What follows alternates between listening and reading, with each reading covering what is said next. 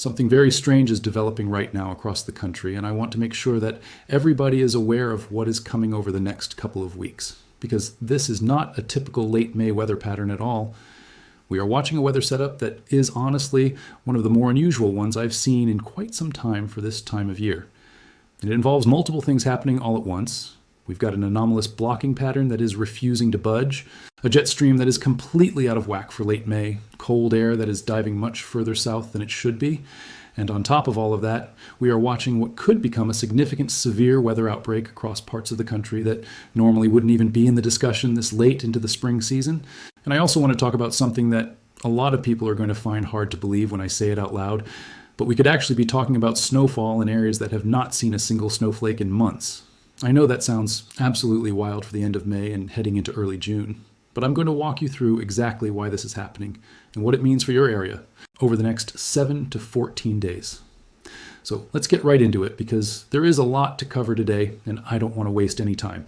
Let's start by talking about the big picture because everything that is happening right now and everything that is going to happen over the next couple of weeks is being driven by one thing, and that is the jet stream.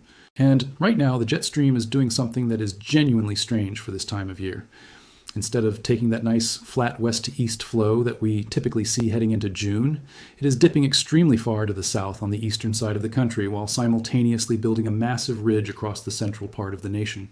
And then on the west coast, we have a stubborn low pressure system that is just sitting there and refusing to move. What this creates is what meteorologists call a blocking pattern, and this particular one is remarkably strong for late May. I've been doing this for a long time, and I don't remember the last time we had a blocking pattern this pronounced and this persistent heading into the month of June. It is genuinely unusual, and it is the reason why everything else I'm about to talk about is even possible right now. Because of this blocking pattern, cold air is being allowed to pour out of Canada and funnel directly down into the Ohio Valley, the Northeast, and even parts of the Southern Plains. And we're not talking about just a little bit of below average temperatures here. We are talking about temperatures that in some areas are going to be running 20 to 30 degrees below average for this time of year. Think about that for a second. If your average high temperature for late May is around 70 degrees and you're running 25 degrees below that, we're talking about highs only in the mid-40s in some spots. That is not May weather. That is early March weather. And that cold air combined with the moisture that is streaming in from the Gulf of Mexico and the Pacific is going to create some very interesting and also some very dangerous weather setups over the coming days. And I want to make sure everybody understands exactly what to watch for and when. Now let's talk about the severe weather picture, because that is something a lot of you are asking about, and rightfully so. The severe weather potential over the next several days is actually going to be a little bit different than what we typically see this time of year, and that is directly related to this unusual weather pattern. Normally in late May, we're watching the Southern Plains, we're watching Texas and Oklahoma and Kansas for the classic springtime tornado setups. And while those areas are not completely out of the picture, the main action over the next few days is going to be in some places that might surprise you. We are watching the mid-Atlantic, parts of the Ohio Valley, and even into the interior Northeast for a risk of severe weather today and into tomorrow.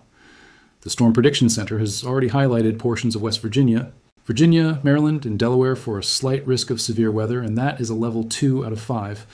The main threats in these areas are going to be damaging wind gusts, potentially in the 60 to 70 mile per hour range in the strongest storms, along with some large hail. I would not completely rule out an isolated tornado in this region either, especially across parts of the Virginia and West Virginia area where the atmospheric setup is just favorable enough for a brief spin-up. Definitely make sure you are staying weather aware if you live in any of these areas today. Further west, we're also watching the northern high plains, and this is actually the area I'm most concerned about as we head into the back half of this week and into the weekend. There is a low pressure system that is going to be developing and tracking across this region. And as it does, it's going to tap into that cold air coming out of Canada while also pulling moisture up from the south. And that combination is a classic severe weather recipe. I am watching Colorado, Wyoming, Nebraska, and back into the Dakotas for what could be a fairly significant severe weather event on Friday and Saturday. We're talking about the potential for damaging winds, very large hail, and yes, tornadoes. I don't want to overstate this because the exact track and intensity of this low pressure system is still a little uncertain at this point. But I definitely would not rule out a tornado outbreak in the northern plains this weekend. This is something we are going to be watching very closely, and I will have updates as the models come into better agreement. If you live anywhere from Denver up through Rapid City and over into Bismarck, please make sure you have a way to receive severe weather warnings this weekend. And while all of that severe weather drama is playing out across the plains, we're also going to be dealing with a significant flooding concern across parts of the South and the lower Mississippi Valley. This atmospheric river pattern that has been in place for about a week now is continuing to pump enormous amounts of moisture out of the Pacific and the Gulf of Mexico into the southern plains and the southeast. And the ground in many of these areas is already completely saturated. We're talking about soils that have just been absolutely hammered with rainfall over the last several weeks, and there is simply nowhere for additional water to go. So when these thunderstorm complexes roll through Oklahoma, Arkansas, Louisiana, and Mississippi over the next few days, flash flooding is going to be a very real and very serious concern. We actually saw a flash flood emergency declared in parts of Mississippi just a couple of days ago, and I fully expect we're going to see similar situations develop again as more heavy rain continues to pile up on top of already saturated ground. If you live anywhere from Oklahoma City down through New Orleans and over into the Florida Panhandle, please take the flooding threat very seriously over the next 5 to 7 days. This is not just a nuisance flooding situation. We could be talking about life-threatening flash flooding in the right locations. Now let's talk about something that I know a lot of you have already been seeing on social media and wondering about, and that is this potential snow event. And yes, I know it sounds absolutely crazy to be talking about snow at the end of May, but this is actually a very real possibility for parts of the Northeast. And I want to explain exactly why this is happening. For the Northeast, the developing cyclone itself. When cyclogenesis occurs over the northern plains and upper Midwest in this pattern, the storm system that emerges tracks northeastward, deepening as it goes, and arrives over the Great Lakes and northeast by Thursday night into Friday. The classic signature of this track is heavy rainfall along the coastal northeast from New York City through southern New England. Strong northeast winds developing along the coast. Potential coastal flooding in low-lying areas from Long Island through Cape Cod. And the possibility of late-season snow in the interior highlands, the Adirondacks, the Catskills, and the green and white mountains of Vermont and New Hampshire, where snow remains climatologically possible into mid-May. Boston, Providence, Hartford, and Albany are all in the zone where this developing storm could deliver a significant late-week rain and wind event. If you are in the Northeast and you have outdoor plans this Friday or this weekend, watch the forecast progression closely, Wednesday and Thursday, as the guidance sharpens around the merger track and intensity. For the Great Lakes and Midwest, the trailing cold front from the merged system produces additional rounds of showers and thunderstorms as it sweeps through the region Thursday and Friday. The severe weather potential behind the merger front is lower than the Wednesday Plains event, but not zero. Organized wind and hail-producing storms are possible along the frontal passage from Michigan through Ohio and into Pennsylvania Thursday night. Let me give you the honest big picture.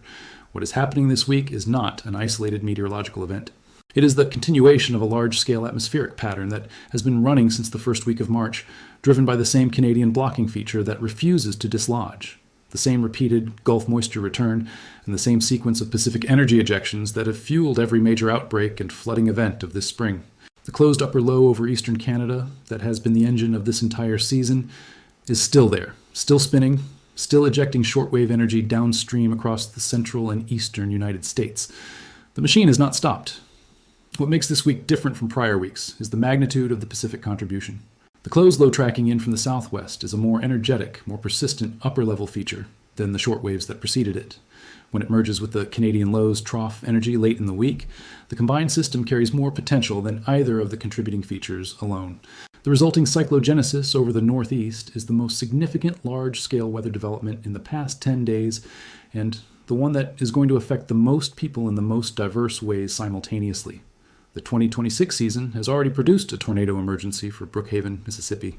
It produced the April 22nd through 24th outbreak, including the Enid EF4. It has delivered the first confirmed damaging tornado in West Virginia in over a decade. It has driven the Southeast's worst drought since 1895, while simultaneously flooding the Ohio Valley. And the seasonal peak has not arrived.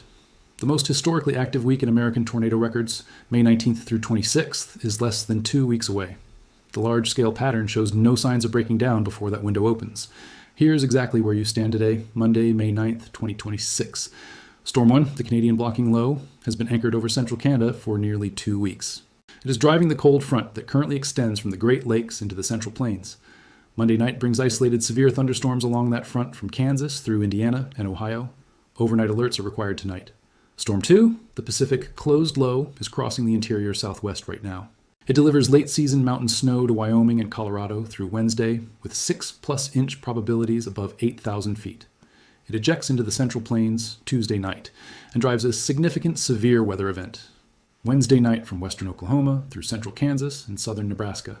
Large hail, damaging winds, and a tornado threat are all probable in that corridor Wednesday night. The merger arrives Wednesday night into Thursday. Surface cyclogenesis over the northern plains and upper Midwest. Heavy rainfall flooding threat from the Mississippi Valley through the Ohio Valley and Tennessee Valley Thursday. Developing coastal storm over the northeast Thursday night into Friday with heavy rain, strong winds, and late season snow possible in the interior highlands. Trailing frontal severe weather threat for Michigan, Ohio, and Pennsylvania Thursday night. And behind all of it, the May 19th through 26th window approaching in a pattern that has shown no interest in quieting down. Know your shelter. Set your overnight alerts before Monday night. Watch the Wednesday severe weather setup closely Tuesday evening as the guidance finalizes. And for communities in the Mississippi Valley and Ohio Valley, have your flash flood awareness active from Wednesday night through Friday. 2 large storms are coming together fast, and the week ahead will make that very clear.